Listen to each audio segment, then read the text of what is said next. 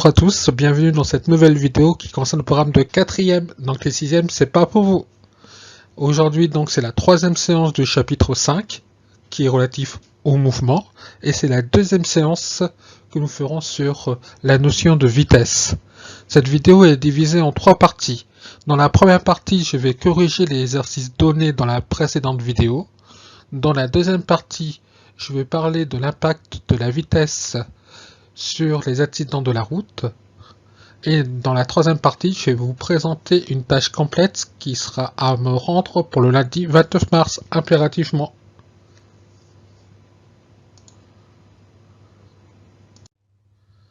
Donc ici, le premier exercice avec le TGV. Un TGV parcourt la distance entre Paris et Lyon en 2 heures à la vitesse de 256 km/h. En supposant la vitesse constante tout le long du trajet, calculer la distance qui sépare les deux villes. En 1938, il fallait 5h30 pour effectuer ce même trajet avec un train à vapeur. Déterminer en km/h la vitesse des trains de l'époque. On va commencer par corriger la première question. Donc je sais que le TGV parcourt la distance entre Paris et Lyon en 2 heures à la vitesse de 256 km/h. En supposant la vitesse constante tout le long du trajet, calculer la distance qui sépare les deux villes. Je vais utiliser la formule que vous voyez à l'écran, D est égal V fois T.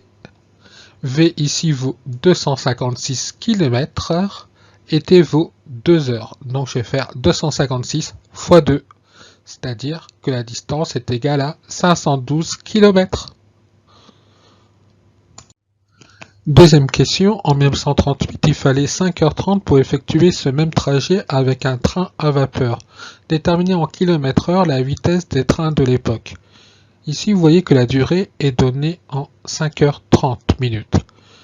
Donc, il faut pouvoir transformer cette durée de 5h30 minutes en nombre d'heures.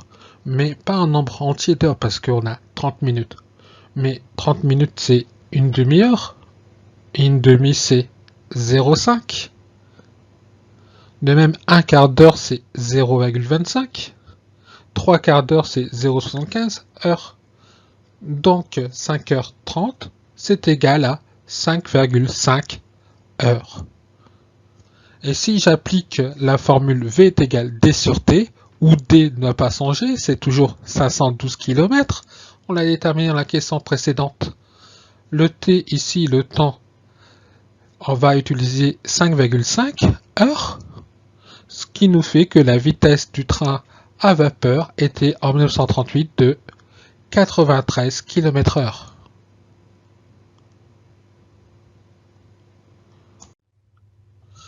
Nous allons passer au deuxième exercice. Le trajet Bordeaux-Toulouse comporte 234 km d'autoroute limitée à 130 km/h par beau temps. Calculer le temps mis par une voiture qui parcourt ce trajet à la vitesse constante de 130 km/h. Quel temps mettra un automobiliste qui roule à 140 km/h? Calculer en heures puis en minutes l'écart de temps entre les deux trajets. Conclure sur l'intérêt de respecter les limitations de vitesse. Donc, le trajet Bordeaux-Toulouse comporte 234 km d'autoroute limitée à 130 km/h par beau temps. Calculer le temps mis par une voiture qui parcourt ce trajet à la vitesse de 130 km/h. On va utiliser la formule T est égal D sur V. Le D il vaut 234, le V vaut 130, et donc le temps qui sera donné en heures, il est de 1,8 heures. Donc ici, cette notation, elle est sur une base 10, d'où le 1,8. Il faut pouvoir transformer ce 1,8 heures en heures et minutes, parce que c'est notre échelle de mesure du temps. C'est des heures. Et une heure vaut 60 minutes, et une minute vaut 60 secondes. Donc pour nous, 1,8 heures, ça ne veut pas dire vraiment grand chose. Il faut pouvoir transformer ce 0,8 heures en minutes. Pour cela, on va utiliser le fait que une heure correspond à 60 minutes. Et donc je vais faire 0,8 heures fois 60, c'est-à-dire le nombre de minutes dans une heure, et ça va me donner 48 minutes. D'où du coup, le temps mis par la voiture pour faire le trajet Bordeaux-Toulouse à une vitesse de 130 km/h sera de 1 heure et 48 minutes. Quel temps mettra un automobiliste qui roule à 140 km/h? On va utiliser la même formule. T est égal D sur V. Le D, il ne change pas. C'est toujours 234 km. La vitesse, elle, n'est plus de 130, mais de 140 km/h. Ce qui nous fait un temps de 1,67 heures. Troisième question, calculer en heures puis en minutes l'écart de temps entre les deux trajets. À 130 km/h, il met 1,8 heures. À 140 km/h, il met 1,67 heures. Si je veux calculer l'écart de temps entre les deux trajets, il faut que je fasse la soustraction entre 1,8 et 1,67, ce qui me ramène à 0,13 heures. Et ce 0,13 heures correspond à 7,8 minutes. Comment j'obtiens ce résultat-là? En faisant 0,13 fois 60, parce qu'une heure correspond à 60 minutes. Donc ici, on arrive à, comme je disais tout à l'heure, à 7,8 minutes. Et le 0,8 minutes ne correspond à rien pour nous. Il faut remultiplier par 60, parce que 1 minute fait 60 secondes, pour avoir le temps en minutes et en secondes. Et si on fait cela, on voit que l'écart de temps entre les deux trajets est de 7 minutes et 48 secondes. Conclure sur l'intérêt de respecter les limitations de vitesse. La différence de durée est petite par rapport au risque encouru. Mais de quel risque parle-t-on? C'est ce que nous allons voir tout de suite dans la deuxième partie de cette vidéo.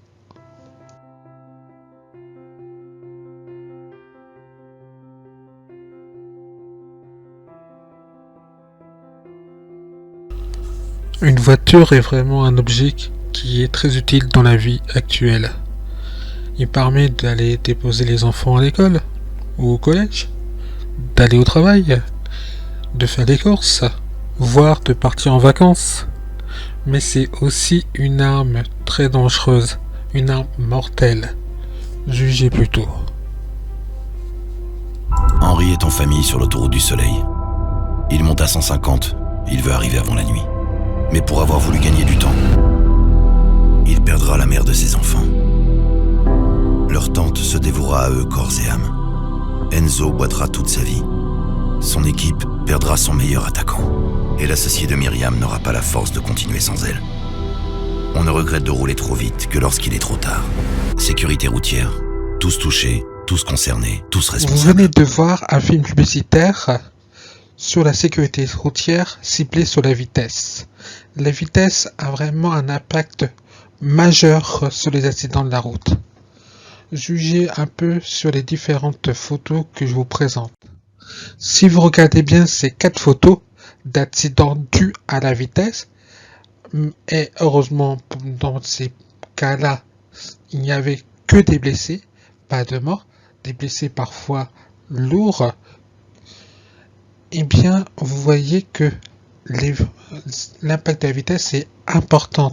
Si vous regardez la déformation qu'a certains véhicules, on peut vraiment dire que le choc a été très violent. Et heureusement, comme je disais, sans mort.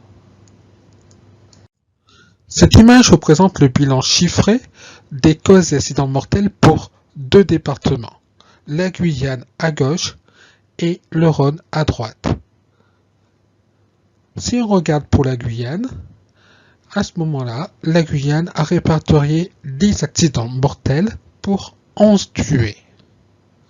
Si on regarde précisément les causes, on voit que la vitesse est responsable de 5 accidents sur les 10 et de 6 tués sur les 11. Donc, en Guyane, la vitesse est la cause principale des accidents mortels. La moitié des accidents et un peu plus de la moitié des tués est due à la vitesse en Guyane. Si on regarde maintenant le bilan pour le Rhône a déploré 26 tués pour 17 accidents. Sur ces 17 accidents, on voit que La cause est, parmi ces 17, la vitesse pour 8 accidents sur 17. 8 accidents sur 17 est dû à la vitesse, soit quasiment la moitié. Donc, on voit pour ces deux exemples qu'on peut généraliser pour l'ensemble de la France que la vitesse est la cause principale des accidents mortels. Pourquoi cela? À cause de ce qu'on appelle la distance d'arrêt. La distance d'arrêt est la distance que doit parcourir le véhicule entre le moment où on voit un danger et le moment où la voiture est arrêtée. Là, je vous propose deux vidéos très courtes qui présentent la distance d'arrêt. La deuxième vidéo est une vidéo belge. Là, vous entendrez le terme 70. 70, pour nos amis belges comme pour nos amis suisses, ça veut dire 70. Et pour complément d'information, 90, pour les Belges comme pour les Suisses, veut dire 90. France 2, avec la sécurité routière présente, Jamy vous explique, roulez vite, un mauvais calcul. En voiture, plus on roule vite, plus la distance nécessaire pour s'arrêter s'allonge. Je m'explique. Comme tout objet en mouvement, une voiture emmagasine de l'énergie, appelée énergie cinétique. Cette courbe nous montre la variation de cette énergie en fonction de la vitesse. Plus on roule vite, plus elle augmente. Or, pour qu'une voiture s'arrête, elle doit se débarrasser de toute cette énergie. Ainsi, plus la vitesse augmente, plus la distance de freinage est importante. En comptant le temps de réaction, il faudra 70 mètres pour s'arrêter si l'on roule à 90 km par heure, contre 57 mètres si l'on roule à 80 km par heure. 13 mètres de différence qui pourrait permettre d'éviter un obstacle en cas d'imprévu. Et souvenez-vous, sur route mouillée, les distances de freinage sont multipliées par 2. C'était Jamy vous explique.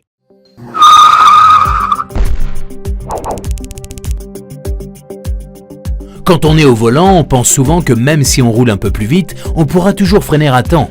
Mais même si on est super éveillé et qu'on a des réflexes super rapides, on ne peut pas changer les lois de la physique. Voici la preuve en images avec des tests de freinage à différentes vitesses. On va voir que la réalité est bien différente. Voilà, nous avons ici donc les résultats.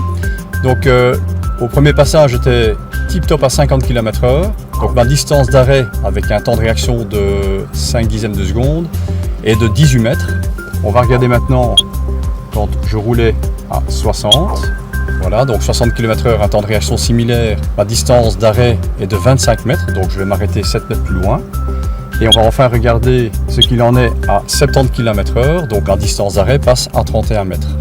Ce qui veut dire que si je roulais à 60 au lieu de 50, j'irais taper dans la voiture à encore une vitesse de 35 km/h. Et à 70 km/h, je taperai dans la voiture à 55 km/h, ce qui fait déjà un fameux choc. Et voilà, c'est QFD. Si on roule plus vite, même un peu, la distance d'arrêt est plus longue. C'est aussi simple que ça. Alors, pour éviter les mauvaises surprises, adaptez votre vitesse aux circonstances et aux limitations. Rendez-vous sur tousconcernés.be pour d'autres infos pratiques. Donc, si on résume cela dans le cahier, selon l'article R 413-17 du Code de la route, un conducteur doit savoir maîtriser son véhicule en toutes circonstances. Dans le cas contraire, on considère qu'il y a un comportement dangereux, tant pour lui que pour ses passagers, ainsi que toutes les personnes croisées sur la route, automobilistes, piétons, cyclistes, motards, etc. Légifrance précise que la maîtrise du véhicule consiste à faire preuve de vigilance et à être dans une position qui permet de réaliser toutes les manœuvres nécessaires pour garantir la sécurité de tous les usagers de la route. Cela signifie être capable d'avoir un comportement adapté à la situation et aux conditions de circulation. Prenons des exemples pour mieux comprendre. D'abord, respecter les limitations de vitesse. Sur l'autoroute, c'est 130 km/h par temps sec. Sur une route nationale, c'est 80 ou 90 km/h. En ville, c'est 50 km/h. Sur l'autoroute et qu'un accident est indiqué, le conducteur doit être vigilant et éventuellement freiner. S'il pleut, le conducteur doit adapter sa vitesse, c'est-à-dire la diminuer, sur l'autoroute, donc par temps sec, comme je disais à l'instant, c'est 130 km à l'heure. Par pluie, eh bien, c'est 110 km à l'heure. Sur d'autres routes, on baisse de 10 km à l'heure la vitesse limite. La vitesse du véhicule doit être adaptée à la qualité du trafic, qu'il soit fluide ou dense. Il est impossible de faire du 130 km à l'heure, par exemple, si on est bloqué dans l'embouteillage. Et dernier point, il faut respecter les distances de sécurité selon la vitesse. La distance de sécurité, c'est la distance qui sépare son véhicule du précédent. Il faut que la distance soit bien adaptée à sa propre vitesse pour qu'on puisse freiner et s'arrêter de manière satisfaisante. C'est-à-dire ne pas rentrer dans le véhicule qui se trouve juste devant. Nous arrivons maintenant à la dernière partie de cette vidéo, qui est sur la tâche complexe à résoudre pour le 29 mars 2021, c'est-à-dire lundi prochain. Je vous présente une vidéo et à la fin de cette vidéo, vous avez une question. La réponse à cette question constitue la tâche complexe à résoudre.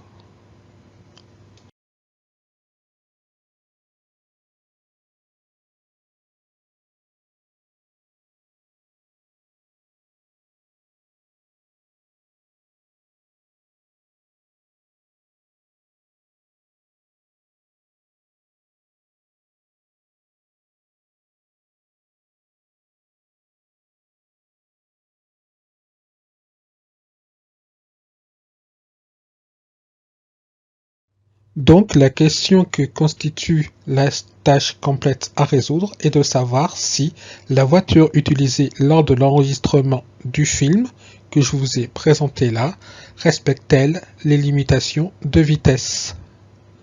Donc comme la vidéo est parfois un peu floue, il ne faut pas hésiter si nécessaire à la revisionner autant de fois que nécessaire pour pouvoir répondre à la question. En plus d'une note chiffrée, je vais vous évaluer sur les compétences suivantes. D'abord, savoir rechercher et traiter l'information, savoir repérer des informations dans un document. Ce document, c'est la vidéo que vous avez vue précédemment. Proposer une méthode, un calcul ou une expérience, faire des essais éventuellement pour résoudre un problème, c'est-à-dire mener une démarche scientifique. Et aussi mettre en relation, déduire, valider ou invalider. N'hésitez pas à revoir le début de cette vidéo et même les vidéos précédentes du chapitre qui pourront très bien vous aider. Si néanmoins vous êtes bloqué ou au moins vous avez la moindre question sur cette vidéo ou sur les vidéos précédentes, n'hésitez pas à me contacter. Pour résoudre la tâche complète, je peux vous donner des indices, des indications pour qui va vous orienter dans votre réflexion. N'hésitez pas à intervenir, à me contacter pour les avoir. Si la moindre question sur le cours ou sur l'exercice, n'hésitez pas à me contacter aussi. L'utilisation d'une chaîne YouTube, malheureusement, manque d'interactivité. Je ne peux pas savoir si vous avez bien compris ce que je vous présente. Donc, si ce n'est pas le cas, n'hésitez pas à m'en parler. Il n'y a pas de souci, je répondrai bien volontiers. Voilà, je représenterai une autre vidéo qui n'a rien à voir avec la tâche complète en cours de semaine, jeudi ou vendredi. Aussi, je vous souhaite une bonne semaine et je vous dis à très bientôt. Au revoir.